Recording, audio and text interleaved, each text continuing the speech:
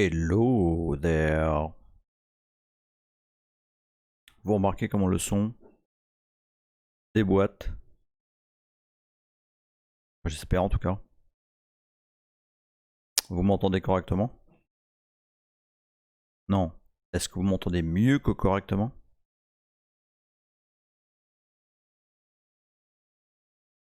Ça claque. Bon, alors. L'écran Stream Manager de Twitch est tout pourri. Parce que ça me dit 0 viewers alors qu'il y a plein de gens qui me parlent. Donc je vais passer sur la partie channel qui elle est un petit peu plus réactive. Ah oui, voilà. Et tout de suite on passe de 0 à 17. C'est beaucoup mieux. Bonsoir à tous. Bienvenue dans le canal d'ASMR Unix. Non, c'est pas vrai. On va faire des trucs là ce soir. Hein. On va faire des trucs. En premier lieu, j'aimerais vous remercier. Parce que, alors, il y a plein de raisons pour lesquelles je voudrais vous remercier. La première, bah, c'est pour votre présence. Vous êtes nombreux, ou en tout cas, rapport à ce que je peux voir du nombre de spectateurs dans les divers streams Twitch, vous êtes nombreux, c'est cool. Mais surtout, vous m'avez ultra gâté dans les questions que vous avez posées sur le pad. Ah tiens, je vais répondre à la dernière question du pad tout de suite. Tiens. La dernière question du pad qui vient d'apparaître là il y a quelques instants. Pourquoi pas Peertube plutôt que Twitch? Alors je vais vous répondre un truc. Ça tombe bien en fait, je voulais aborder ce sujet, donc je vais l'aborder tout de suite. En fait, j'aime vraiment bien là ce qui se passe avec Twitch, avec derrière je balance sur YouTube et tout. Et j'aime vraiment. J'aime vraiment l'interaction qu'il y a. J'aime vraiment ce que c'est en train de faire. Enfin, c'est un espèce de mix de plein de trucs que j'aime, que j'ai toujours aimé.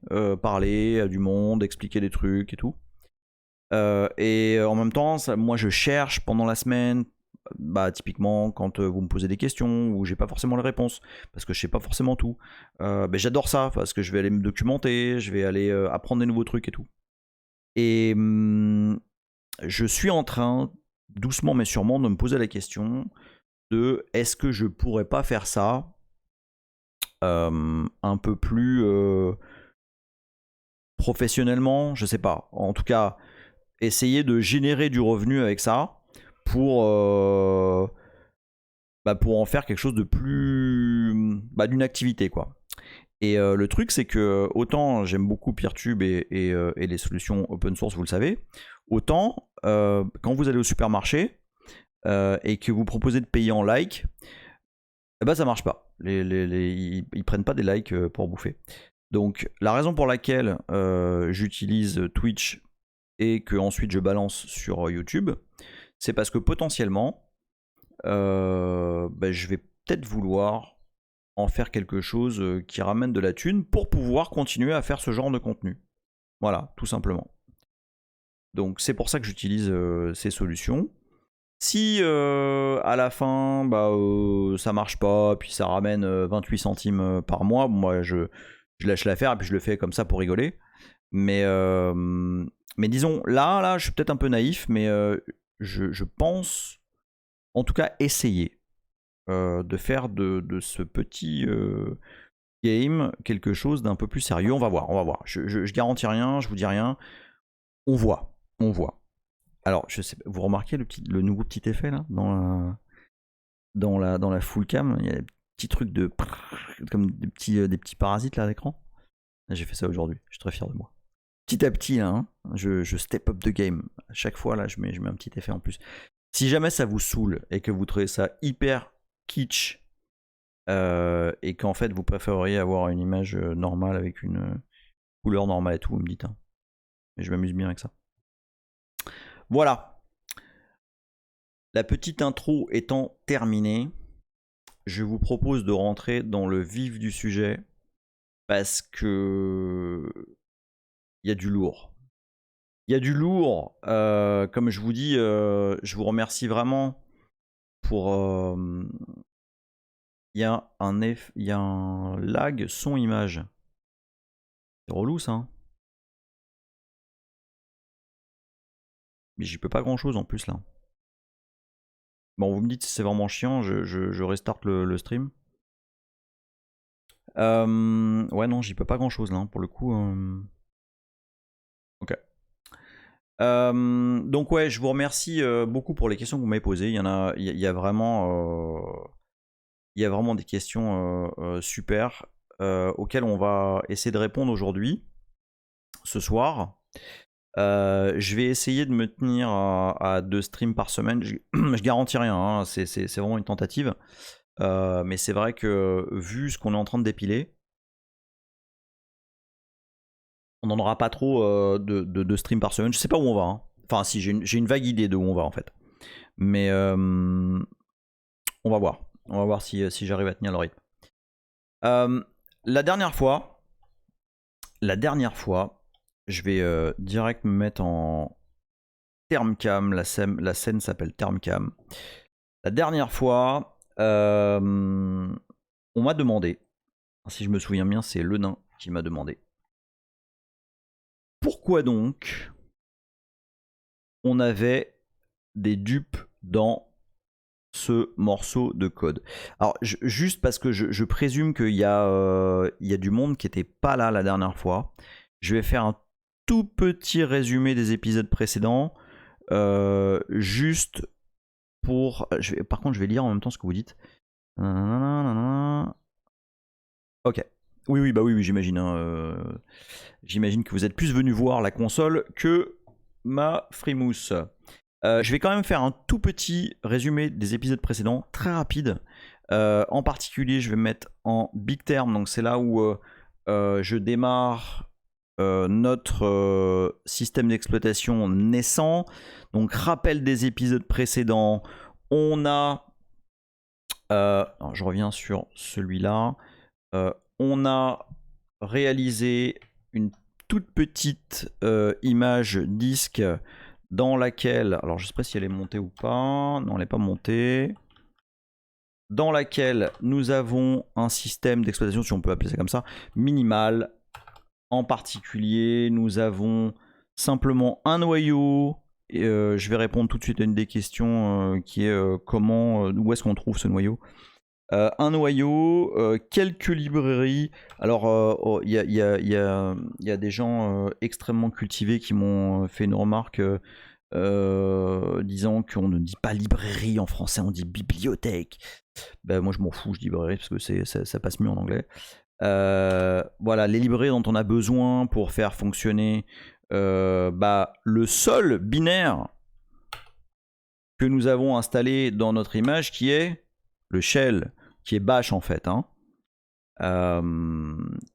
Si vous vous rappelez, hein, il y a un outil qui s'appelle LDD qui permet de voir sur quelle librairie est lié le binaire en question. Et donc, il est lié sur la libtermcap et la libc qu'on a donc copié dans le répertoire lib de notre image. Donc, pour le moment, il n'y a rien, ou pratiquement rien. Néanmoins, on a quand même réussi à démarrer. Et je ne suis pas du tout sur le bon terme. Ça commence bien. Voilà. Voilà. On a quand même réussi à démarrer un système avec un noyau et un exécutable derrière. Donc je refais la démo. Big terme, on y va. Je vous rappelle que nous n'étions pas peu fiers d'avoir démarré ce système. Donc notre bootloader, je vous enjoins à regarder l'épisode numéro 1 pour comprendre tout ça. Et là, boum, on a un bash. Ouais, j'ai réglé la résolution. Normalement, vous voyez. Dites-moi si c'est OK de votre côté. Normalement, vous voyez l'écran en entier avec. Mais je le vois pas, moi, dans le. Attendez voir. Je vais. Voilà. Vous voyez là, normalement, le bash. Je vais le réduire encore un petit peu pour que vous le voyez mieux. Voilà. C'est bon de votre côté? Voilà, super. Donc voilà, on a un bash avec rien. Hein. Je répète, je sais pas si. Ouais, il n'y a pas d'alias. Alors, alias est une fonction interne de bash, mais honnêtement, je connais pas toutes les fonctions internes. Je pense que CD est interne.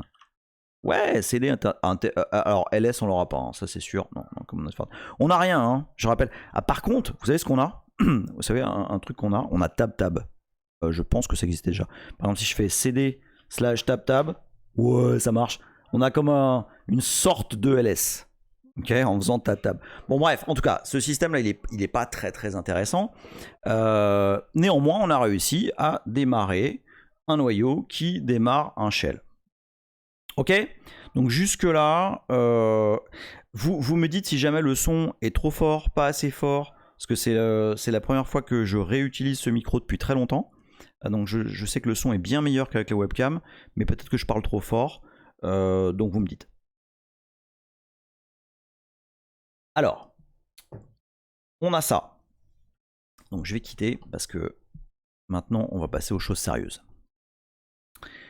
Pouf. Thermcam. Voilà. Alors, je vous rappelle ce qui se passe. On avait commencé à évoquer le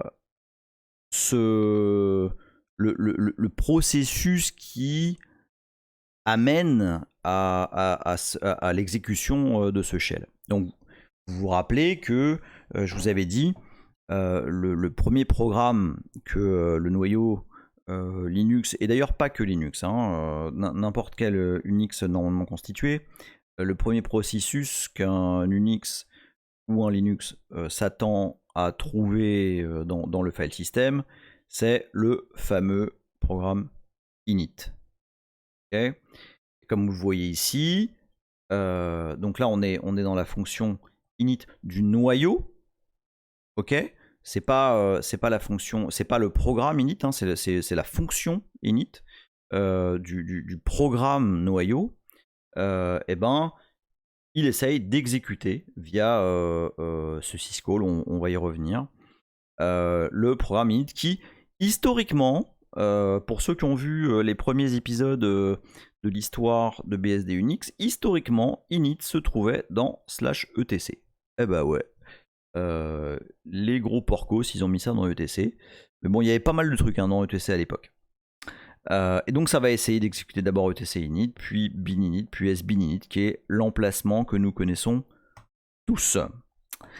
J'avais dit la dernière fois. Attends, je vais juste m'assurer que... Ouais, c'est bon, parce que on m'a dit la dernière fois que des fois c'était pas centré mon navigateur, donc là je veux être sûr qu'on voit bien les trucs. Ok. La dernière fois, j'avais dit ouais, alors il y en a qui sont en train de poser des questions sur des fonctions C du fichier main.c, enfin init main.c. Je suis pas sûr que je vais faire du code, etc. Mais j'ai passé les derniers jours, parce que, enfin, sachez hein, que moi j'ai pas la science infuse, hein, et puis les trucs que je vous montre, c'est certes des choses que je connais ou que j'ai appris à un moment donné de l'histoire, mais enfin il y a des choses que j'oublie, il y a des choses qui sont pas super claires dans mon esprit. Et puis bah du coup je suis obligé de redépiler et puis de réapprendre des trucs. Et ça honnêtement c'est vraiment un truc, enfin ça fait partie des choses là qui me font vraiment kiffer là, dans cet exercice là. Et en l'occurrence bah, ce fichier là moi je le connais un peu. Et je me suis dit, mais est-ce que je vais pas cramer mon auditoire à leur faire un commentaire composé de l'init du kernel, et puis je vais perdre la moitié d'entre eux, etc. Et puis finalement, je me dis, bon, voilà. Si on doit comprendre le fonctionnement de l'amorce du noyau. Je crois qu'il ne faut pas se mettre de barrière.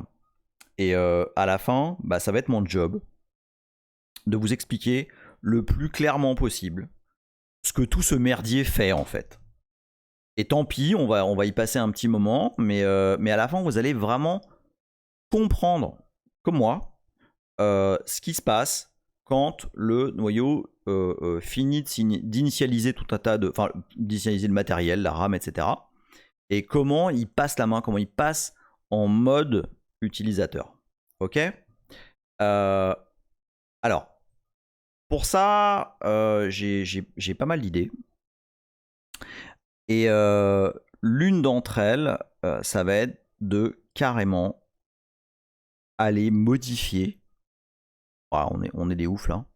D'aller modifier ce fichier-là pour y ajouter des prints, quoi, des trucs pour afficher des choses qui se passent.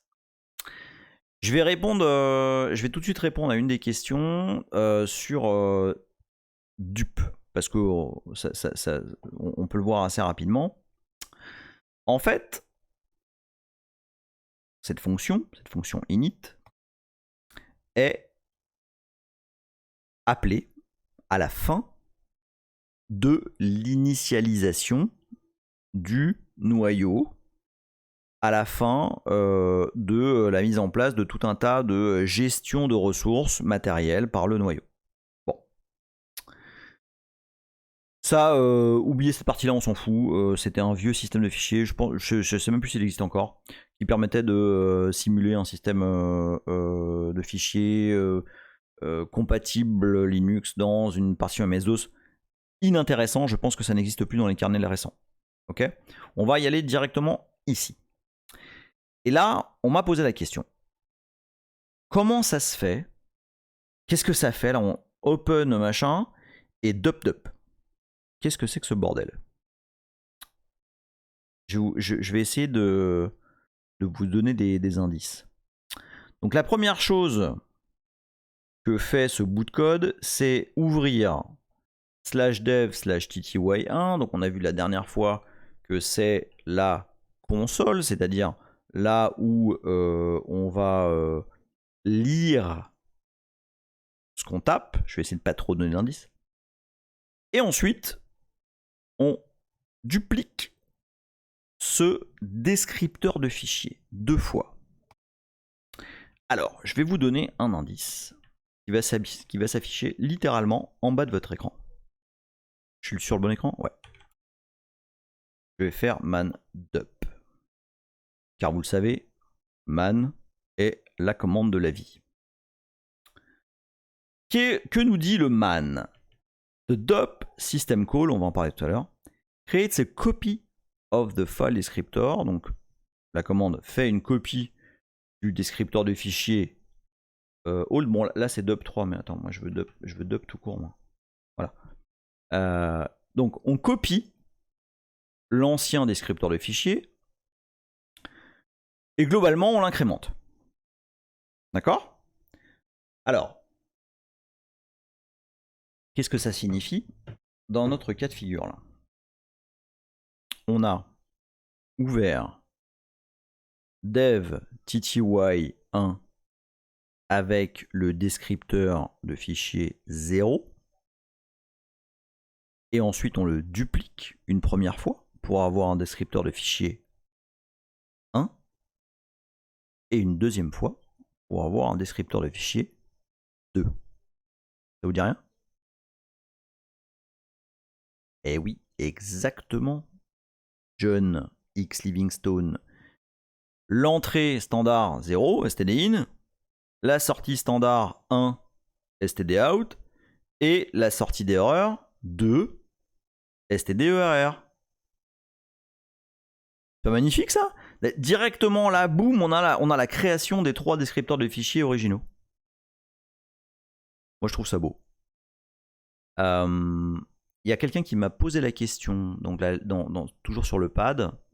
Attends, j'essaie de trouver la question exacte. Voilà. on a d'habitude std in, std out, mais quand stdr a-t-il été créé et décrété nécessaire? Alors en fait, std in, std out et stderr étaient par défaut présents dans les tout premiers, dans les toutes premières versions d'Unix. Et en l'occurrence, ce n'est pas lié à Unix, c'est lié au C. Et on le doit à nouveau à quelqu'un qui n'est, à mon sens, pas assez célébré, qui est Brian Kernighan. Non, pas du tout, c'est Dennis Ritchie, pardon. Qui est Dennis Ritchie, qui est mort, paix à son âme encore une fois, et qui a donc alors en toute honnêteté, je pense qu'il n'est pas l'auteur du concept std in, std out, stderr, parce qu'il y a d'autres langages préalables au C qui utilisaient ces notions, mais néanmoins, ces descripteurs de fichiers sont arrivés avec le C et donc ont débarqué dans Unix très naturellement. On m'a demandé derrière est-ce que c'est POSIX qui a imposé cette norme aux Unix-like ou l'inverse? En fait, POSIX est arrivé en 1988. La normalisation POSIX, donc POSIX pour info c'est Portable Operating System, et IX c'est parce que les papiers de l'IEEE, qui est un organisme américain qui définit plein de standards, etc., la proposition d'appellation de normalisation de tout ce qui était interface autour d'Unix, la proposition c'était d'appeler ça IEEE-IX, donc le truc un tout petit peu relou à dire. Et là il y a une personne que vous connaissez probablement, là c'est totalement un Today I Learned, un TIL. Ouais, je sais, j'ai un décalage voix et cam, mais je sais absolument pas comment fixer ça. Ce n'est pas du tout de mon fait. Alors à moins de stopper le stream et de le redémarrer peut-être, je sais pas. Ou peut-être que étant donné que le micro c'est un micro USB, il y a un petit délai. À moins que ce soit le framerate. Pourtant je suis bon, hein, je suis à 2500 par seconde, je suis au vert partout. C'est vraiment relou la différence, le délai entre la voix et l'image ou pas? Si c'est vraiment relou, je redémarre. Hein. Ok. Bon, vous me dites, hein, si ça devient insupportable, vous me dites. Donc ouais, c'est ça, les mecs voulaient appeler ça IEEEIX, au secours. Et il y a un mec qui dit bah non, mais attendez, c'est con, on va trouver un nom plus sympa. Vu qu'on est en train de bosser sur Portable Operating System, là je vais encore reparler de portabilité forcément. On n'a qu'à dire Portable Operating System X pour garder l'extension. Vous savez qui c'était cette personne là? C'était un certain Richard Stallman qui faisait partie de l'IEEE. Et c'est lui qui a proposé le nom de POSIX. Donc sachez que quand vous lirez POSIX quelque part, c'est issu de Monsieur RMS, qui a beau être un énorme enculé, je pense qu'on peut le dire, hein, au vu des derniers développements sur sa personnalité. Mais néanmoins, il a fait 2-3 trucs plutôt remarquables pour notre univers, et je pense que c'est juste de le remarquer. Donc bref, donc POSIX est arrivé après tout ça. Donc en premier lieu, les créateurs d'Unix, et du C en particulier, ont décrété qu'il y allait avoir des descripteurs de fichiers, un premier pour l'entrée, un second pour la sortie, et un troisième pour les erreurs. Donc 0, 1 et 2. Et voilà l'origine de ces duplications de file descripteurs. Ok ? Juste en 2 mots, hein, au cas où il y ait des gens dans l'assemblée qui ne savent pas précisément ce que ça veut dire file descriptor, etc. En fait, c'est simplement un numéro qui est associé à un fichier. Voilà. Et ça, on adresse de façon très simple, de cette façon, avec des fonctions, l'accès à ces fichiers en s'adressant à eux avec des numéros plutôt qu'avec des noms de fichiers. C'est beaucoup plus simple à gérer. Donc, je suis désolé. Donc voilà, donc pour le dupe, c'est fait. Maintenant, un fichier pouvant être un flux, pas forcément stocké sur disque. Oui, tout à fait, tout à fait. Je veux juste éviter d'aller trop loin tout de suite sur ces aspects-là. On va y aller tout doucement. Déjà, on est en train de se cogner une partie du kernel, enfin des sources du kernel. On va y aller tout doucement. Donc je vous ai dit la dernière fois que, effectivement, on essaye d'exécuter init. Et de la même façon, la dernière fois, j'ai dit des bêtises. Il m'arrive régulièrement de dire des bêtises. La particularité, c'est que la fois d'après, et c'est pas volontaire, je corrige ce que je vous ai raconté. En l'occurrence, je vous ai dit, ah bah ouais, c'est ici et tout, on exécute bin.sh. En fait, c'est pas celui-là qui est exécuté, c'est celui d'après. Mais comment on peut s'en assurer de façon certaine? Eh ben en débuguant. Alors en débuguant de façon peu élégante, certes, mais en débuguant. Et là, je réponds à une autre question qu'on m'a posée, qui est, mais comment on fait, enfin, où est-ce que tu as trouvé, c'est quelqu'un qui essaie de reproduire ce qu'on fait ici, sur sa box, qui essaie de le reproduire chez lui. Ah, je le vois en fait, le délai sur mon écran aussi. Ah ouais, donc c'est vraiment ici. Donc ça veut dire que donc ça c'est un micro USB, et ça veut dire qu'il y a du délai dans la gestion de l'input USB sur cette machine. Bon, bah, du coup, j'essaierai d'y faire quelque chose. Je sais pas si je peux vraiment y faire quelque chose. Donc, cette personne me demandait, je ne sais pas qui c'est, et c'est très bien parce que j'ai fait exprès que ce soit anonyme, où trouver ces fameux noyaux qui datent d'il y a 25 ans. Alors, perso, j'ai été récupérer les packages, si on peut vraiment parler de packages, les targz binaires de Slackware. Ok. Et en l'occurrence, ici, vous voyez, dans Slackware 3, j'ai un répertoire kernel. Alors, je sais plus si... Non, là, ça, c'est les sources. Install. Non, c'est pas ça. Je vais y aller avec un browser, comme ça vous allez le voir. Alors, est-ce que... Tiens, voilà. Boum, boum, boum. Donc, je vais sur les miroirs Slackware. On voit bien, là? Ouais, on voit bien. Et normalement... Ah, je sais plus où ils sont. Mais ils sont là, hein. Promis, ils sont là. Vous disent peut-être. Ah bah de toute façon... Attends. Non.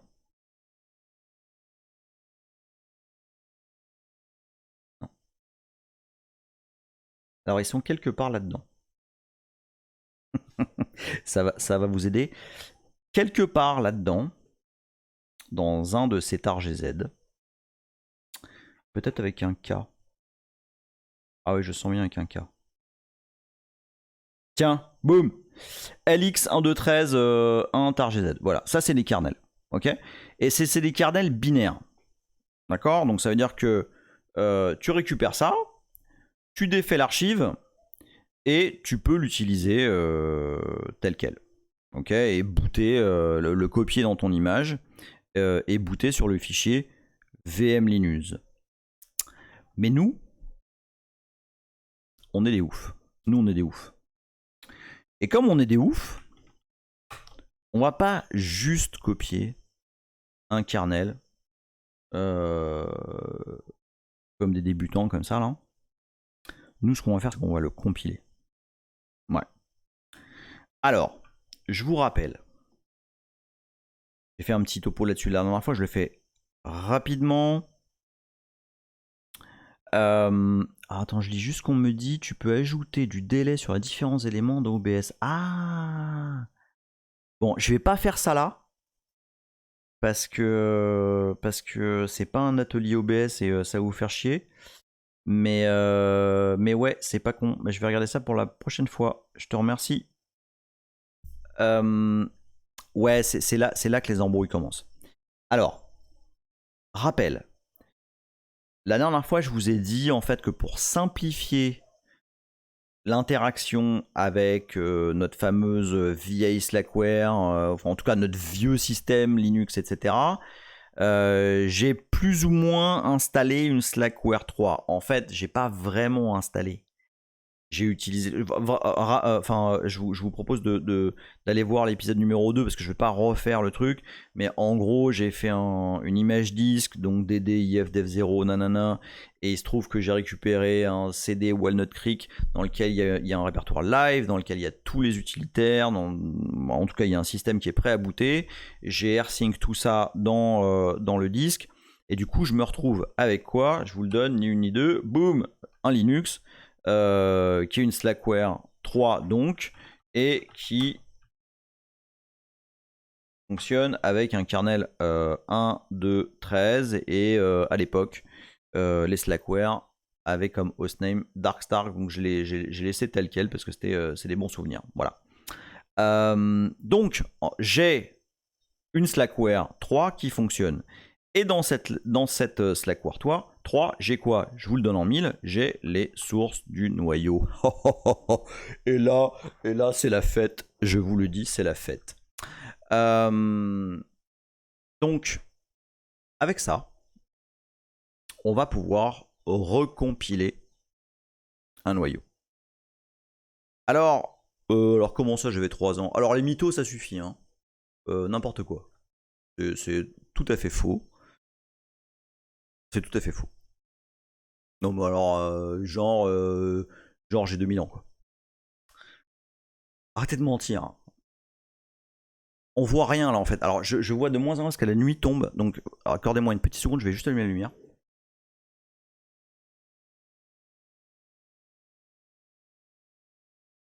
Voilà, beaucoup mieux. Puis comme ça, vous avez vu le fantastique drapeau GCU Squad derrière moi. Alors, j'étais pas né. Non mais n'importe quoi. Mais exactement, c'était hier, c'était absolument hier. Il y a beaucoup de menteurs hein, sur ce chat. Alors, regardez-moi ça, je suis en face d'un source tree Linux qui date donc de 1995, date à laquelle nous étions absolument tous nés. Et pour ceux qui ne le savent pas, on compile un noyau dans ces versions. Et encore aujourd'hui, on peut le faire en tapant make config pour choisir les devices et fonctionnalités qu'on souhaite avoir dans son noyau Linux. Okay, là, on revient vraiment aux origines de la vie, ou en tout cas aux origines de Linux. Alors, je vous avoue que je n'ai pas construit de noyau Linux depuis extrêmement longtemps, en tout cas sur des noyaux récents. Mais à cette époque, Phaléon, il n'y avait pas encore de make menu config. Il n'y avait que make config, qui est d'une convivialité extrême, un peu comme ça. Ok. Et en fait, make config va vous poser des questions sur ce que vous voulez embarquer ou pas dans votre noyau.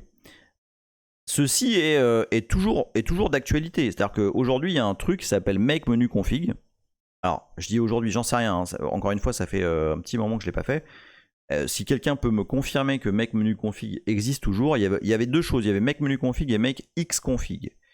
Make xconfig de mémoire est un truc qui fonctionnait en TCL. Donc c'était extrêmement laid. Moi je préférais personnellement make menu config. Ah, merci Rodolphe. Ok, donc ah bah voilà. Ah Hugues, salut Hugues.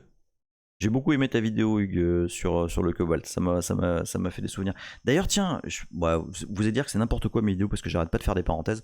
Mais j'en profite juste 2 secondes pour remercier plusieurs personnes. En fait, je remercie Hugues, puisque tu es là déjà. Je remercie Yves Yorzian sur Twitch. Qui est une source d'inspiration très forte. Enfin, il fait ça depuis beaucoup plus longtemps que moi. Beaucoup plus longtemps. Et puis il a eu la gentillesse de retweeter plusieurs de mes annonces sur ce live. Donc c'est très très cool de sa part. Et il a des vidéos de ouf. Là, récemment, il en a fait une sur le montage d'un émulateur PDP-11 avec une vraie console et tout. C'est un truc de pété. Je vous conseille vraiment d'aller la voir. Et puis Corben qui a également retweeté la semaine dernière une des annonces de live. Donc voilà, c'est très cool, très cool à vous tous. Et le remerciement de tous les remerciements à mon ami Nils. Donc ici sur Twitch c'est AHP Nils, AHP_ Nils, qui m'a donné le goût en fait de faire ces lives.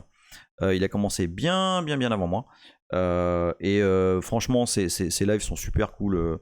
C'est à la limite de l'ASMR. Enfin, il fait vraiment des trucs super sympas sur plein de sujets différents, essentiellement de l'admin.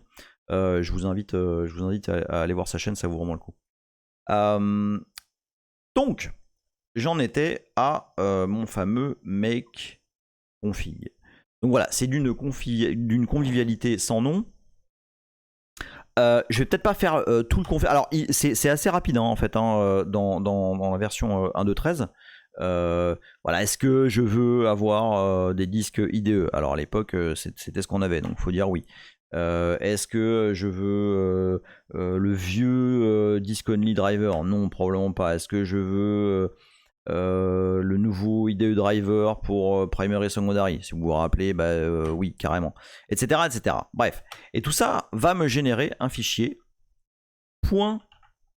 .config dans lequel il y a la liste des devices et fonctionnalités. Vous voyez, il y a quasiment rien. Hein.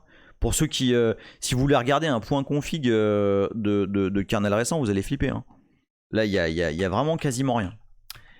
Et une fois qu'on a ça, on tape une commande qui va créer les dépendances entre les différents fichiers dont on va avoir besoin pour construire notre noyau.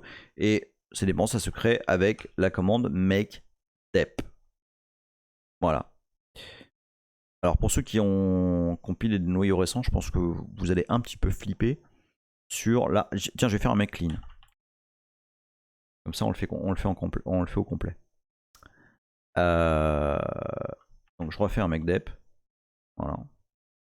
Et là, mesdames, messieurs, je vais littéralement construire un noyau. Je vais builder un noyau. Ok. Alors attention, on retient son souffle.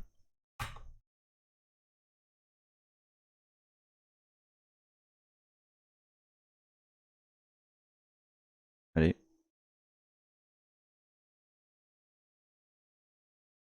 Et voilà. Donc, à peu près 25 secondes. Moi, je me... Alors, sachant que... Attends, est-ce qu'il y a proc CPU info déjà là ou pas? Ouais. Alors, sachant que sur cette VM, j'ai un CPU. D'accord? J'ai pas mis... J'ai pas fait le fou. J'ai un... De toute façon, je pense que le kernel 1.2.13 ne sait absolument pas gérer plusieurs processeurs. Donc, sur cette machine, j'ai un CPU. Et ça m'a pris 25 secondes. Alors, je sais pas, pour ceux d'entre vous, à l'époque, qui ont compilé leur noyau frénétiquement comme moi, mais sur des 486 DX100 par exemple qui était ma machine, ça prenait sensiblement plus de temps que ça. Donc voilà, on a un noyau qui est compilé. Mais en fait, donc ça génère un fichier qui s'appelle VM Linux. Ok, que vous voyez ou pas? Ah bah non, putain, c'est à cause de moi en plus. Hop, voilà. Ça génère un... Bon, bah vas-y, là. C'est bon, vous voyez. un fichier qui s'appelle VM Linux qui est ici. Donc c'est le noyau Linux, on en a déjà parlé. Hein. Mais c'est, il est assez gros. Ok, bon, assez gros, tout est relatif. Hein. Donc voilà, il fait 400K à tout péter. Mais bon, c'est quand même vachement gros.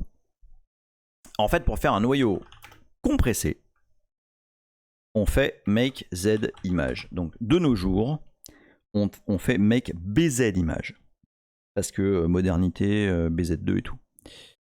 Et là, make Z image, boum. C'est le sync qui prend le plus de temps. Hein. C'est assez lamentable. Donc voilà. Et là, on a maintenant un fichier Z image qui se trouve dans ce répertoire là. Boum. Et ça, c'est notre fameux VM Linux. Ok. Alors ça a bien changé, pas tant que ça. Hein. C'est pas si ça a pas été une révolution non plus. Hein. Je pense que le fonctionnement de fond est relativement similaire. Alors par contre, ce qu'on peut faire avec ça, donc là j'ai un fichier Z-image. Donc préalablement, ce que j'ai fait avant cette vidéo, c'est que j'ai mounté via curl ftpfs, parce que figurez-vous que en 1995 et avec un Linux 1.2.13, il n'y a pas tellement de SSH. En fait, il n'y en a pas. Donc je me suis connecté à la machine en telnet, et pour partager des fichiers, il n'y a pas non plus des millions de choix. Donc parce que le truc qui était à ma disposition, c'était FTP. Donc j'ai utilisé un truc qui s'appelle curl ftpfs, qui est un module fuse de Linux, qui m'a permis de monter slash en FTP. Ok. Et donc Darkstar, c'est la machine. Et donc j'ai USR SRC Linux qui est là. Hop. Et voilà. Là sur la machine, ma machine récente. Ok. Donc, hop. Voilà. Oui, j'utilise une Ubuntu. J'ai même pas honte. Enfin non, d'ailleurs c'est pas une Ubuntu, c'est une Mint. Sur cette machine là, eh ben, j'ai mounté le file system de la Slackware.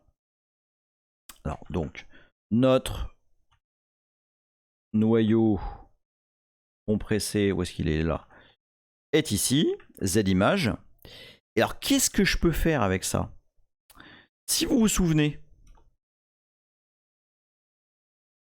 QEMU, notre fameux QEMU, permet de démarrer un système d'exploitation en lui passant un paramètre moins kernel.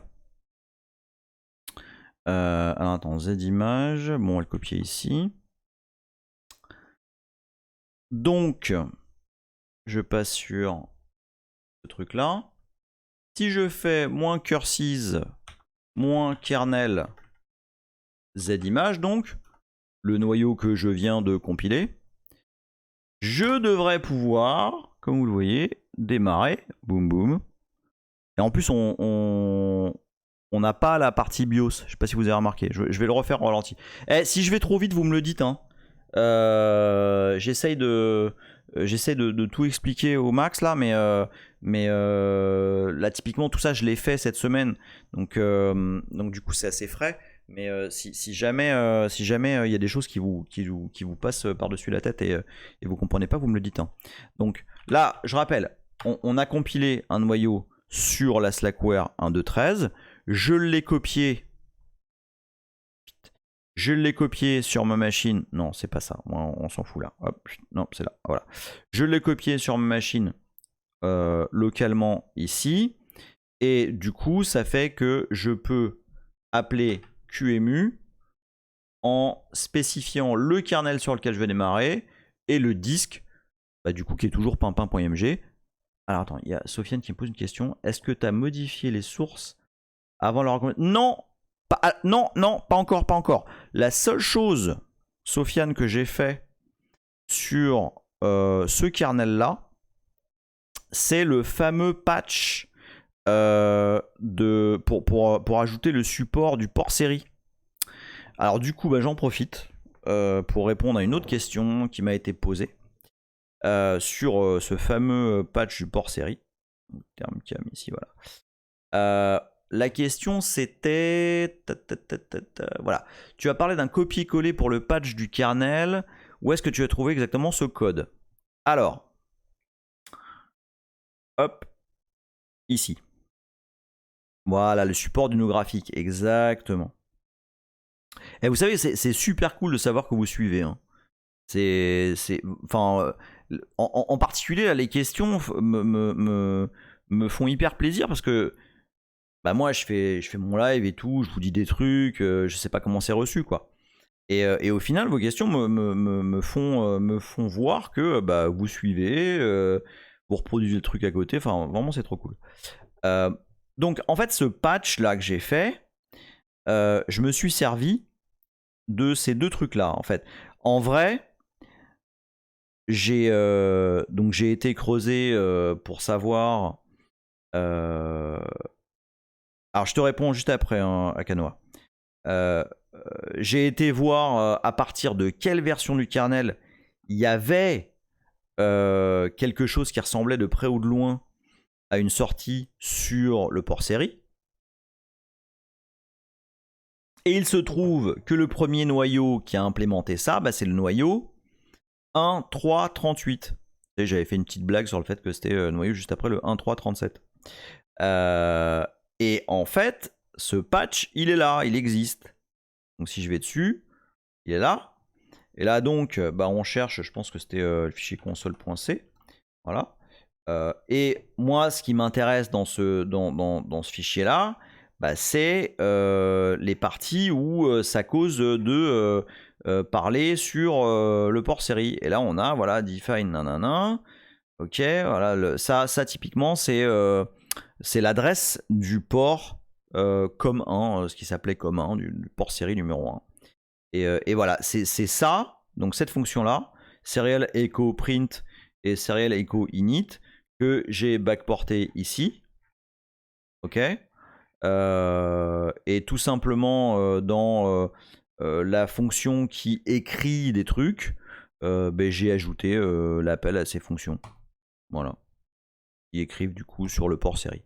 C'est pas très élégant et en fait, cette version-là, enfin cette façon de faire pour écrire sur le port série a largement été améliorée dans les kernels plus récents. Hein. Là, c'est vraiment un patch dégueulasse. Hein. Voilà, j'espère que j'ai répondu à cette question-là. Donc, pour le moment, dans les sources de ce kernel-là, que je viens de compiler, il n'y a que ce patch. D'accord? Qui est d'ailleurs qui est ici. Console.patch. Voilà. Ça, c'est ce que j'ai fait la semaine dernière. Bon, mais ça a très peu d'intérêt, c'était vraiment uniquement pour une sorte de proof of concept pour faire sortir un kernel 1.2.13 sur la console série.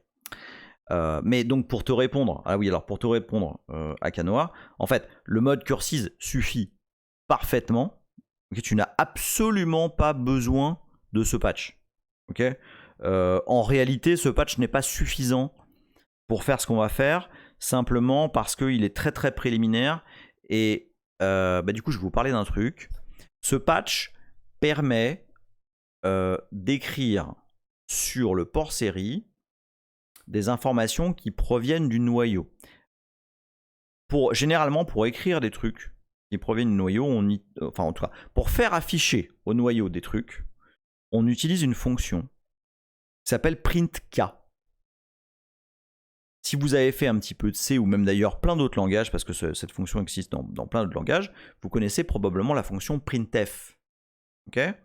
Au sein du noyau, il y a une fonction qui s'appelle printk, qu'on va justement utiliser maintenant pour savoir où on est dans le noyau, dans notre fameux init.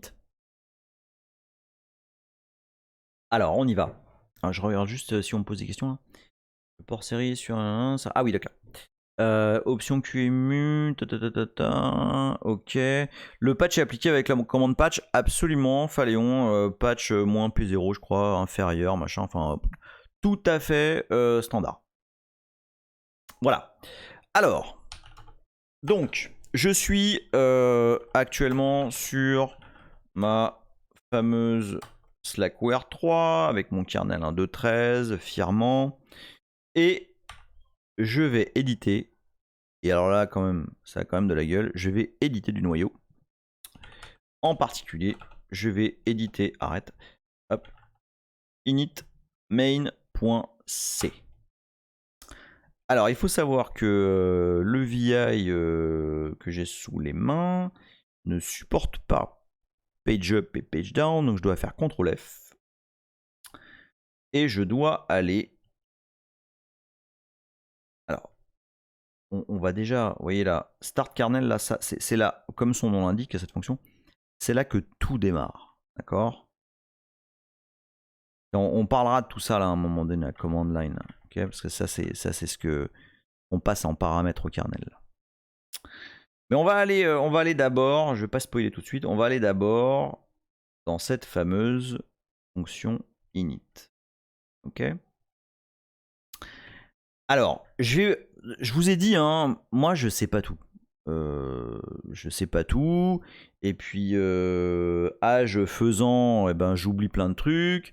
Et puis, ben, j'ai passé un temps beaucoup trop important à me demander pourquoi il n'y avait pas de fork ici.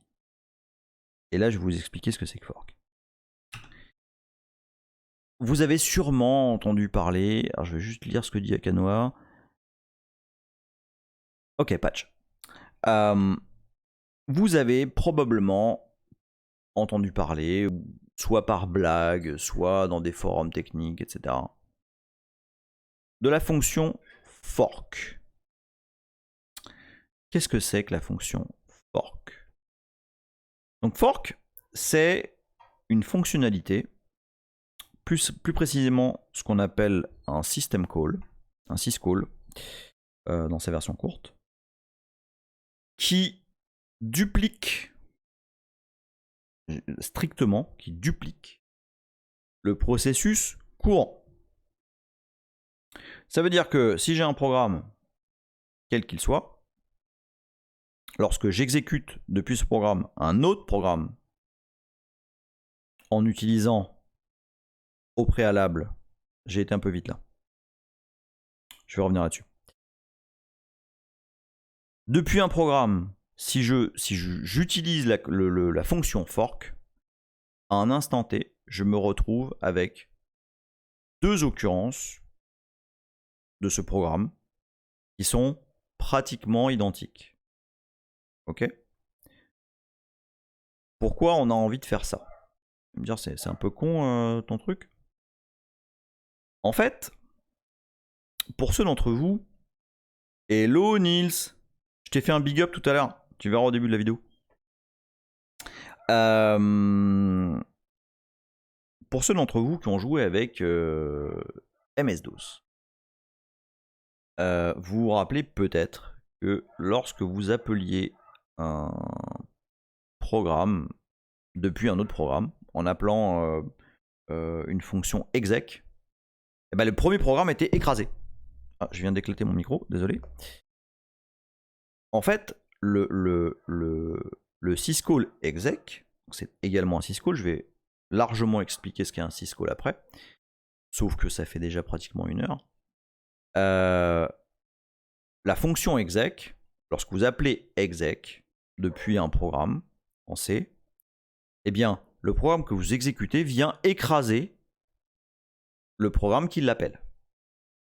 Alors, si vous mettez les bouts ensemble, eh bien, simplement, si j'ai un processus, mais que j'appelle exec, ce processus n'existe plus. Il est remplacé par le programme que je viens d'appeler. Vous me dites si c'est complètement flou ce que je suis en train de raconter, hein, c'est important là. Donc comment je fais pour exécuter un autre programme, mais en gardant mon programme initial? Eh bien en premier lieu, je le fork, donc je le duplique. Et une fois que je l'ai dupliqué, j'exécute un autre programme qui va venir écraser la copie. Je sais pas si vous vous rappelez de ce film là, Le Prestige. Ça me fait un peu penser à ça. Je duplique et je tue. Il y a une notion un peu... c'est un peu sadomasochiste, hein, Unix, hein, vous le savez. Donc fork, ce que ça fait dans la vie, c'est que ça duplique un processus existant. D'accord? Stricto sensu. Par contre, attention, ce processus qui est dupliqué ne partage pas du tout d'informations avec le processus initial. C'est-à-dire que typiquement, si dans le processus A, j'avais une variable toto égale plop, que j'avais dynamiquement allouée pendant le fonctionnement de ce programme, la copie, donc la duplication de ce processus, n'aura pas la même valeur. Okay, la variable ne sera pas initialisée. Donc, fork duplique un programme existant, et généralement, quand on fork un truc, bah derrière, on appelle exec, qui va exécuter un autre programme, qui va écraser cette duplication, et donc devenir un nouveau programme. Est-ce que... alors, je lis juste ce que vous dites. Une manière simple de le voir, c'est de faire exec commande dans un shell. On perd le shell courant. Oui, c'est une façon. C'est une façon de le faire. Est-ce que le modèle là, vous arrivez à le concevoir, ok? Processus A, donc par exemple un shell, vous tapez ls, entrée. Et bien en fait, le shell se duplique, le processus se duplique, il exécute la commande ls qui vient écraser cette duplication, et c'est cette fois le programme ls qui va s'exécuter. Ok? Vous me dites si c'est clair.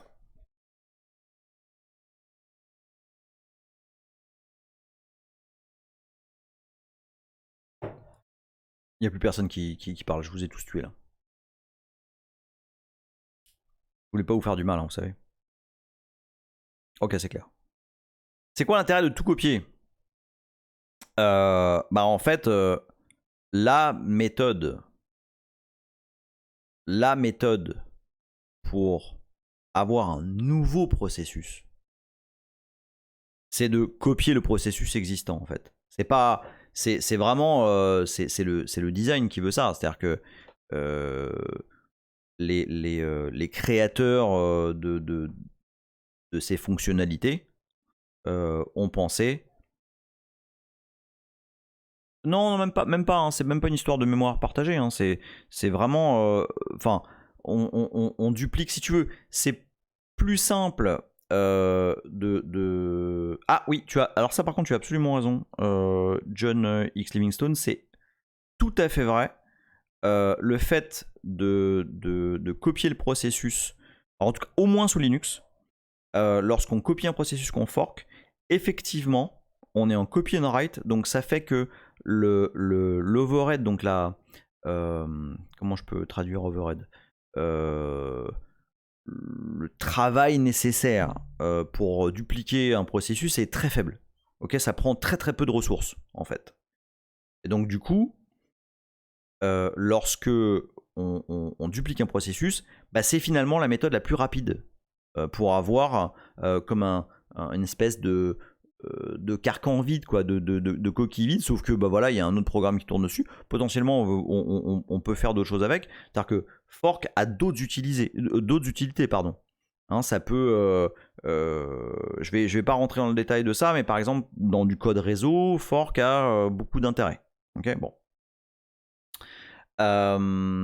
Donc, on duplique le processus et on l'exécute. Et c'est exactement ce qui se produit, par exemple, ici.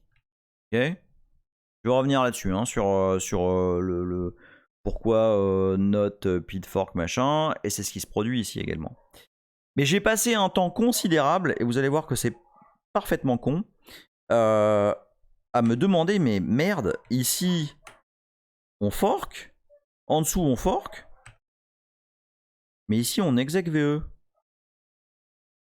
What the shit et what the fuck. Et ben en fait, il suffisait de remonter quelques lignes plus haut pour comprendre que dans la fonction start kernel, bah il est là le fork. Et en fait, ce fork là, c'est si tout se passe bien, on appelle init la fonction init. Et cette fonction init va exécuter le programme init, qui donc va écraser le processus dupliqué de ce fork. Faut savoir un truc, dans cette portion du code, on crée en fait un processus. Je vais vous révéler un énorme secret. Et alors avec ça, je peux vous dire que ça claque en soirée, mais genre fort fort. Je vous explique. Vous demandez à quelqu'un. Bon alors en ce moment, j'ai de plus en plus de mal à poser cette question. Les gens comprennent même plus ce que ça veut dire. Vous demandez à quelqu'un, c'est quoi le premier processus qui est créé sur un Unix? Très logiquement, la personne va vous répondre, bah c'est init. C'est sûr. C'est quoi le premier PID? Ah bah c'est init, c'est 1. Ah bah c'est faux. Oh le gros spoiler de ouf. C'est faux. Est-ce que quelqu'un sait quel est l'original premier processus? Allez, je vous laisse quelques secondes. Non. Ah vas-y Sofiane, tu déconnes là. Tu pètes tout mon truc là. Eh oui voilà, bon ok, tout le monde le sait, bon là je passe pour un con. C'est pas grave. Ouais bah oui c'est ça. Non je me suis pas enfui, c'est juste ma bouteille, j'ai perdu le bouchon. Bon alors je pensais faire un effet de manche et tout, en fait tout le monde le sait. Mon stream ne sert strictement à rien en fait. Donc oui, le premier processus, c'est effectivement le processus 0. Et c'est effectivement le processus idle. Vous avez jamais demandé ce qu'il foutait le kernel une fois qu'il avait fini et qu'il avait appelé init? Bah, il rentre dans le processus idle qui s'occupe de faire des tâches de ménage. Comme par exemple compter le nombre de pages qui sont utilisées, ce genre de choses. Processus idle qui parfois est appelé le processus wrapper. Non, pas wrapper du tout, n'importe quoi, swapper. Donc en fait, j'ai passé plusieurs heures à chercher ce fork que je ne trouvais pas. Et je vais juste revenir sur un truc. Vous voyez là ici, donc je vais essayer de faire du C sans faire du C. Donc ça, un fork que je voulais expliquer, c'est une fonction. C'est une fonction qui duplique le processus courant. Fork renvoie une valeur. Ok. Lorsque fork renvoie 0, c'est que on se trouve dans le fils, okay, dans le processus forké. Donc et en C, dans d'autres langages aussi, lorsqu'on met note, lorsqu'on met un point d'exclamation qui veut dire note devant la fonction, ça signifie si le code de retour de fork vaut 0. Voilà, c'est tout con, mais c'est ça. Donc, si on est dans le fils, on appelle init. Sinon, enfin, là en fork, hein, là on a. Je sais pas si vous regardez Loki, la série Loki. Il y a. Bon, j'espère que vous entendez pas les chiens. Non, ça a l'air d'être bon. Il y a un bruit de chien dehors de ouf. Mais je pense que le micro est assez bon pour ne pas les capter. Dans la série Loki, il y a une histoire de timeline. Okay, il y a la master timeline là. Et puis il y a des branches de la timeline. Ben ça c'est un peu pareil.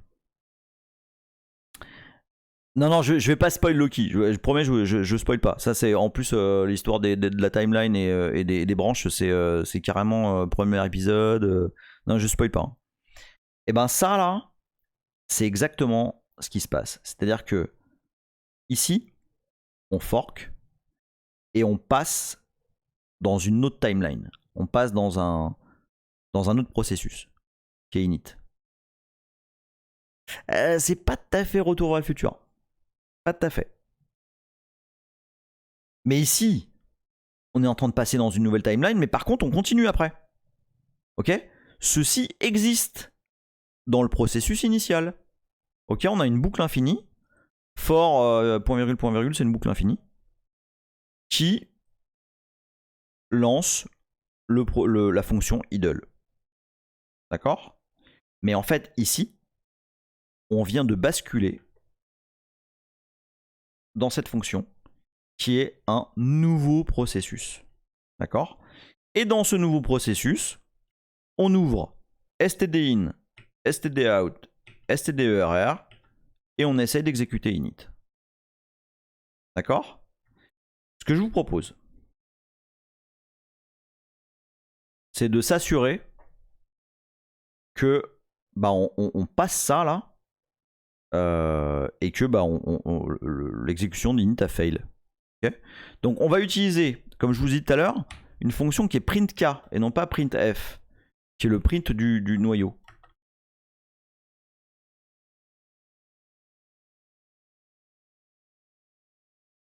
Hop, on fait un truc très simple pour démarrer. Et on va juste s'assurer que on a dépassé tout ça. D'accord? Et ouais, on va s'arrêter là pour l'instant. Ben, on va juste faire ça. Donc, qu'est-ce que j'ai fait tout à l'heure? J'ai fait make z-image.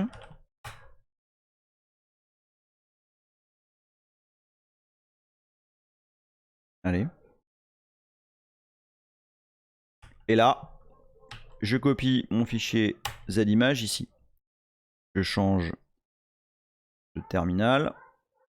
Et je vais booter ce nouveau kernel qu'on vient de fraîchement compiler avec un printf. Attends, j'ai tout fait là.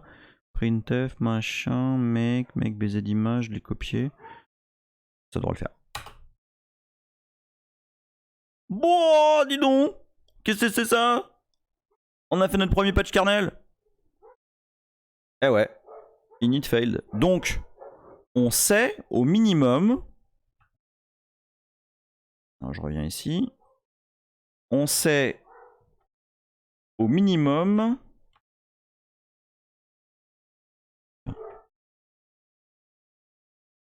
On sait au minimum qu'on est ici. Qu'on a passé ça. Ok? Donc là maintenant, je vais ici. Est-ce que je mets un... Pas encore. Bon, je vous explique d'abord ce qui se passe ici. Qu'est-ce qui se passe ici? Bon, on a lamentablement fail l'exécution d'init, hein, ça, voilà. On sait, il y a pas, hein, vous vous rappelez, hein, il n'y a plus rien. Ouais, c'est ça, je vais envoyer upstream. Il n'y a pas d'init, on a juste copié sh. Donc ici, on va reforker. Ok? Et dans ce fork, on va close. D'ailleurs, ça c'est rigolo ça. On va close stdin. Pourquoi? Parce que dans d'anciennes versions, on avait un fichier etcrc, donc typiquement dans BSD Unix, on avait un fichier etcrc qui va être utilisé comme stdin par binsh. Eh, vous suivez là ou pas? Non mais là c'est beau là c'est un truc de ouf là. Là ici là dans etcrc, on a du shell, ok, shebang, binsh, echo, toto, je sais pas quoi, start de tel service machin, qui va être exécuté par binsh. D'accord? Sur le descripteur 0, qui est stdin. Ok, on a close le 0, qui était le stdin, la console, puisqu'on était supposé utiliser init. Mais non, là on le close et on map le stdin sur etcrc, qui est passé à binsh. D'accord? Bah moi je trouve ça ouf. Hein.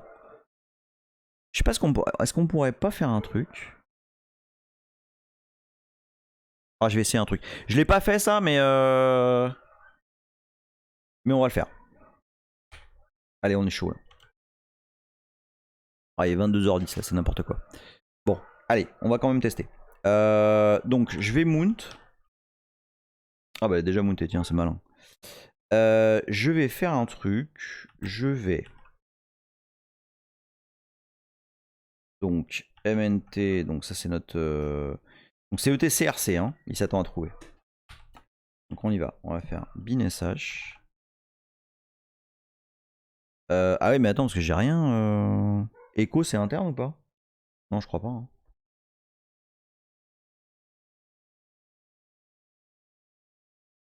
Ah si, c'est interne. Putain, cool.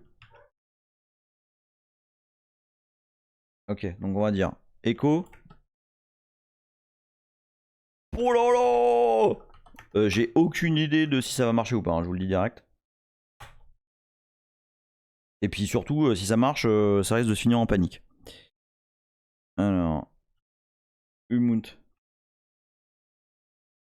On y va. Big term. Que va-t-il se passer, mesdames, messieurs? Le suspense est entier. Eh, ça claque ou pas? Bon, par contre, il a exécuté RC. Comment ça fait que j'ai un shell là?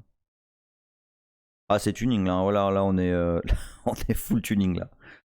Mais je comprends pas pourquoi j'ai un shell en fait là. Oui, voilà, exactement. Je vois pas pourquoi. Attends, laissez-moi revenir sur le code là. Voyons voir.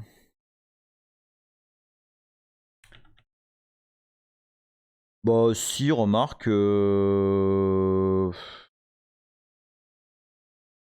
Si, remarque, si. T'as juste.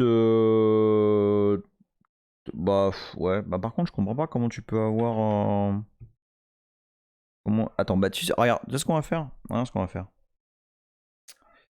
Regarde ce qu'on va faire. On va faire ça.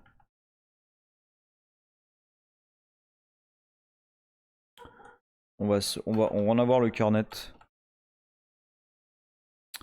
Print K de là. Je vous présente ma façon préférée de débugger. Et c'est même pas du mytho. C'est absolument comme ça que je fais. Allez. Boum. Non. Attends, c'est bon, j'ai fait mon baiser d'image, ouais, c'est ça. TP. Qu'est-ce que tu fais? Qu'est-ce que tu fais? Voilà. Hop, on revient sur le big term. Alors, qu'est-ce qui va se passer? Ah non, c'est bien le shell. C'est bien le shell qui a appelé ETCRC. Alors attends, je vous lis quand même là. Donc, là, là, là, parce que le process reste après. Oui, oui, bah manifestement il reste là le process.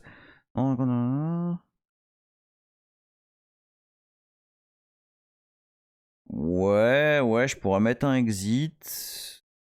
Si je mets un exit. Ah oui, sinon je tape exit maintenant. Oui, mais là il va paniquer, c'est sûr. Parce que là il n'y a plus rien. Ah non, c'est marrant, il revient. Ah oui, mais parce que oui. Oui, mais parce qu'il revient. Là en l'occurrence. Là en l'occurrence. Là je suis d'accord. Là il vient là, en fait. Là. Dans ce cas de figure. Non.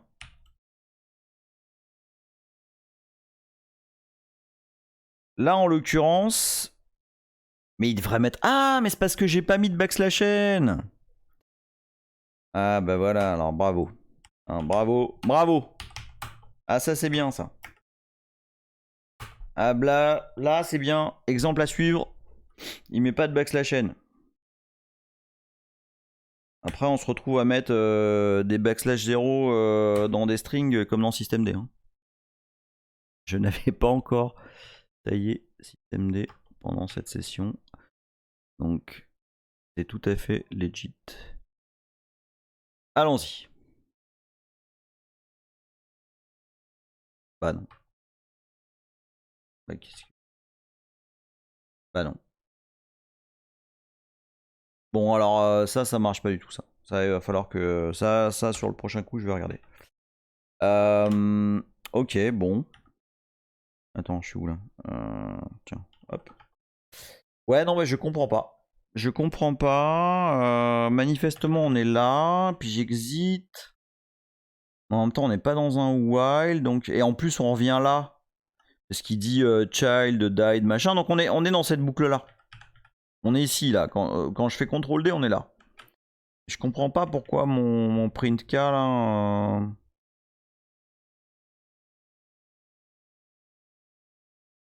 Oui, pourquoi on le voit pas? Ah mais t'as raison, Rodolphe.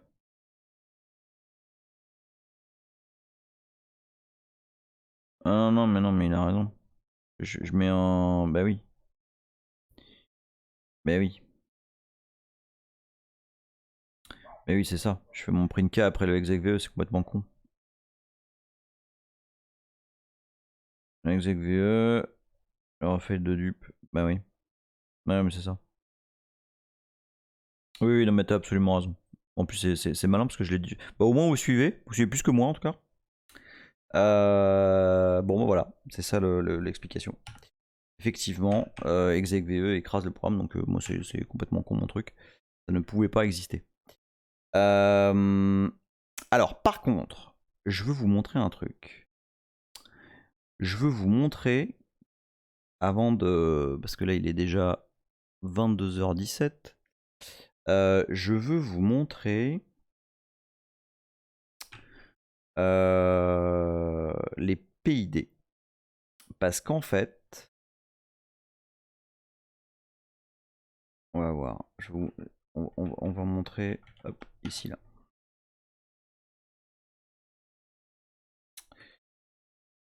On va afficher les PID dans lesquels on se trouve. Donc, on va dire, là on est dans ETCRC. Et puis là, bon, on va déjà faire celui-là.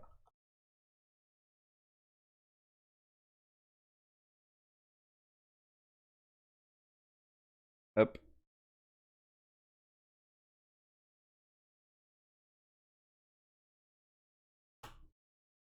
Alors, est-ce qu'on arrive... Bon, par contre, il va falloir que je quitte... Tiens. Pit 0, c'est normal. Puisque... Ah merde, putain, j'ai oublié de... Voilà, hop. Donc, tadada, ETCRC, Pit 0, c'est normal, on est dans le fils. C'est... le PID vaut 0, ça veut dire qu'on a forqué. D'accord? Ça, c'est bon. On revient sur la terme cam. Et on va afficher maintenant le PID. Alors, est-ce que... Normalement, on devrait arriver ici, du coup. On devrait arriver ici. On va afficher le PID ici. Donc là, on est dans le pair. Hein. Donc, post-fork PID. On est d'accord? On est d'accord. Linus, si tu nous regardes, sache que c'est pour la bonne cause.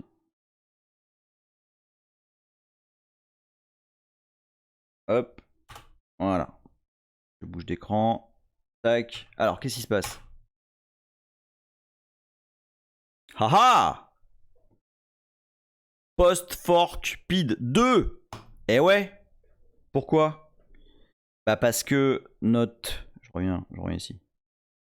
Pourquoi? Parce que notre speed 1 qui devait être init a lamentablement foiré. Donc, bah, c'est le deuxième fork qui s'exécute. Et du coup, c'est pas le PID 1, c'est le PID 2. Voilà. Ok. Vous avez vu que ceci existe avec un PID de 0, mais ceci existe aussi avec un PID de 2. Ok. D'où les fameuses timelines. Il est 22h21. J'ai passé beaucoup trop de temps là-dessus alors que c'était pas prévu du tout. Enfin si, c'était prévu mais j'avais pas prévu d'y passer autant de temps. Donc du coup j'hésite. Ouais, je sais. Donc c'est ok pour la partie init. On l'a bien décortiqué, je pense. Je reviens un petit peu. Voilà, donc ça c'est le fallback avec le shell finalement qu'on a. Oui, bah là je vais avoir des trucs à dépiler pour la prochaine fois là, c'est clair. Donc voilà, bon, on a passé un bon moment sur cette fonction là. Maintenant, je vais répondre à une question. Mais je suis hyper à la bourre dans toutes les questions. Alors, la dernière fois. Ouais, je sais. Akanoa qui dit ça se passe toujours comme ça un stream quand on suit le chat. Bah ouais. Mais en même temps, c'est ça qui est rigolo. Hein. Alors c'est dommage parce que sur YouTube, il y a pas l'interaction avec le chat, donc c'est moins rigolo. Mais c'est vrai que c'est sympa d'avoir vos réactions en temps réel. Alors il y a une question moi qui m'a beaucoup plu. Je vous l'ai dit. On a créé manuellement /dev0 avec mknode. Je pense avoir compris que l'important pour avoir le comportement souhaité de dev0, c'est le numéro majeur-mineur. Tout à fait. Le nom 0 n'est qu'une convention, absolument, mais au final, lorsqu'on lit dev0, qui, entre guillemets, donne les zéros? Certainement le noyau, mais c'est géré où et comment dans le noyau? Cette question est fabuleuse. Alors, effectivement, la dernière fois, je vous ai expliqué que donc dans dev, on a un certain nombre de choses, et si on fait ls-l, bon, qu'est-ce que tu fais? ls-l de /dev/0, on voit qu'on a un majeur de 1 et un mineur de 5. D'accord? Mais comment ça marche? Qu'est-ce qui se passe là-dedans en fait? Je vous ai expliqué toujours la dernière fois qu'un device n'était rien d'autre qu'une porte finalement vers les drivers qui sont portés par le noyau. Donc en ce sens, la personne qui a posé cette question a tout à fait raison. C'est absolument le noyau qui donne ces zéros, qui envoie ces zéros. Mais où, quand, comment, qu'est-ce, comment cette relation est-elle réalisée? Alors, regardez bien. Comme d'habitude, il n'y a pas de magie. Dans les includes du noyau, encore et toujours le noyau, il y a un fichier qui s'appelle major.h. Ok. Donc je le rappelle, en C, un include, c'est un fichier dans lequel on liste tout un tas de définitions. Alors il peut y avoir des définitions de fonctions pour expliquer comment fonctionne une fonction, comment l'appeler. Il peut y avoir ce qu'on appelle des define, c'est-à-dire, bah voilà, par exemple, on va dire define Toto 2. Bah, ça veut dire que tout ce qui est partout où il va y avoir écrit Toto dans le code C, bah, ça va être remplacé par 2. Et en particulier, on a dans ce fichier major.h, regardez-moi ça, define de la valeur, enfin ce qui vaut 1, c'est même major. Donc ça veut dire que le device, et là par exemple 2 c'est floppy, 3 c'est IDE, TTY c'est 4, hein, vous vous rappelez la dernière fois on a dit que le TTY c'était 4 le major, bah voilà la preuve. Et là on sait que les fichiers les devices qui ont pour major 1, c'est géré par le driver même. Ah ah. Voilà une piste. On a aussi dit la dernière fois que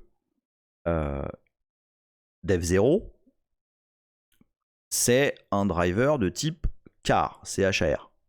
Pourquoi? Parce que c'est des valeurs qui arrivent en continu, à contrario d'un block device sur lequel on peut se promener. Ok? Donc, je vais aller regarder ce qu'il y a donc dans le répertoire drivers. Et puis là, on a un répertoire car pour les drivers de type car. Et là, qu'est-ce qu'on a? On a un fichier mem.c. Vous vous rappelez, dans le fichier include major.h, ça dit que 1, le major 1, il est associé au device mem. Et là, qu'est-ce qu'on a? Eh ben, on a justement des trucs qui parlent de 0. Ah ah! Oh oh! Spécial LSIC machin, dev nul, dev 0, ça veut dire que tout ça est géré ici. Mon cher Watson, nous nous approchons du dénouement. Et là, on va parler d'un truc. Et je vais essayer de faire concis, car ceux qui s'expriment, non, ceux qui se comprennent bien s'expriment clairement, je crois. On va aller sur une structure de données, qui est celle-ci. C'est la structure de données qui décrit ce que fait le device 0. Le device 0 implémente plusieurs fonctionnalités. Il implémente la lecture, il implémente l'écriture qui sert probablement à rien, et il implémente le seek qui sert également probablement à rien. Parce que seeker sur dev0, c'est pas très utile. Par contre, read 0, c'est ce qu'on fait. Vous savez, quand on fait ddif égale dev0, on read en fait. Et alors, qu'est-ce que ça fait? Vous allez voir. Je le retrouve, je l'avais tout à l'heure. Ah oui, non, parce que c'est un petit peu plus... voilà, c'est ça. Non, il n'est pas là. Non, je l'avais tout à l'heure, puis je l'ai perdu. Voilà. Donc, read 0, la fameuse fonction qu'on a associée à la fonction read. Je vais revenir là-dessus. Qu'est-ce que ça fait? Ça met des zéros dans buff. Voilà, c'est tout ce que ça fait. Okay, c'est du C, extrêmement simple, et ça renvoie des zéros. Soit exactement ce que fait le device dev0. Ok? Là, vous allez me dire, c'est mignon ton truc là, mais comment on fait la relation entre cette structure de données qui associe donc une fonction au champ read0 et le fait que je lis, que j'ouvre et que je read /dev/0. Et bien là, mes amis, c'est la magie des system calls. Et il est 22h29. Et je vais garder l'explication de la magie des system calls pour un prochain stream. Parce que c'est probablement... ah, je suis une ordure là. C'est probablement un des éléments les plus puissants d'un système d'exploitation. Qu'est-ce que c'est? À quoi ça sert? Comment? Là, on a deux trucs. On a un device. On lit des trucs dessus. Mais on n'a pas la glue entre les deux, quoi. Et oui. Mike! Mike, dis-moi ce que c'est qu'un system call! Jim, je ne peux pas tout de suite. Il est 22h29. C'est trop tard. Et la suite? Oui, c'est pareil pour random. C'est pareil pour random, c'est pareil pour nul, c'est pareil pour... Alors je sais pas si /dev/random est dans mem. Dev random. Ah bah tiens, il n'existe pas dev random. Ah bah tiens, c'est marrant ça. En kernel 1.2.13, il n'y avait pas dev random. Alors ça, c'est rigolo, dis donc. Comme ça. Par contre, il y a une variable $random. Eh bien... Boubou, je pense que tu as trouvé une question pour la prochaine fois. On va regarder quand est apparu dev random et puis d'où sort ce $random là. Alors qu'il n'y a pas de dev random. Alors par contre, Phaléon, oui, c'est absolument pareil pour dev nul. Et ça, je peux te le montrer tout de suite. Il est également dans mem. Voilà, tu vois, read nul, write nul. C'est le même, c'est le même fichier. Et alors attends, je vous montre juste un truc parce que j'ai trouvé ça élégant tout à l'heure. J'ai regardé. Il y a un switch en fait, comme tous ces, comme toutes ces fonctions, voilà, comme toutes ces fonctions partagent peu ou prou les mêmes fonctionnalités. Ben, vous voyez, regardez. Memory open, donc c'est simplement parce que ces fonctions sont honorées par des fonctions mémoire, ou en tout cas qui jouent avec la mémoire. Et ben donc sur le major 1, on sait que mem.c gère, donc c'est le driver du major 1. Et ben ici, on switch sur le minor. Donc 0 c'est RAM, 1 c'est mem, 2 c'est kmem, 3 c'est nul. Donc probablement que si on fait ls-l /dev /nul, on va avoir 1 et 3. 4 c'est port, je sais pas ce que c'est. 5 c'est 0 et 7 c'est full, je sais pas ce que c'est non plus. Voilà, donc c'est absolument la même méthode. Mais comment on fait la glue entre ces deux trucs là? Eh bien, ce sera l'objet du début du prochain live qui aura probablement lieu samedi prochain, donc dans 3 jours. Et il aura lieu à 15h parce que j'ai rien prévu de particulier samedi après-midi, donc je serai dispo à 15h. Bon, j'espère que c'était... J'ai l'impression que j'ai été un peu décousu parce qu'il y avait beaucoup de choses à voir. J'espère quand même que ça vous a plu. J'espère que vous avez compris des trucs parce que c'est le but du jeu. Et puis, bah écoutez, je pense qu'on est obligé, on est absolument obligé de se revoir samedi et de comprendre ce que c'est que ce bordel de system call et comment ça marche. Non, vous allez voir, les system calls, c'est vraiment... Là, on va gratter des trucs. Là on va causer CPU et tout. Ça va être sympa. Bon, voilà. Eh ben écoutez, je vous fais des bisous. Je vous remercie encore pour l'interaction. C'est vraiment cool. J'adore ça. Et bah on se voit samedi pour la suite des opérations. Et si vous faites des trucs, si vous reproduisez des comportements, si vous remontez une VM comme ça chez vous, machin, dites-le, faites-le moi savoir sur Twitter. Je retweeterai et je vous donnerai des tips si vous en avez besoin. Et d'ici là, je vous souhaite une bonne soirée. Je vais aller me prendre un coup, moi. Et puis, à bientôt, à samedi, très probablement à 15h. Ciao à tous, la rediff va pas tarder à monter sur YouTube. Bisous!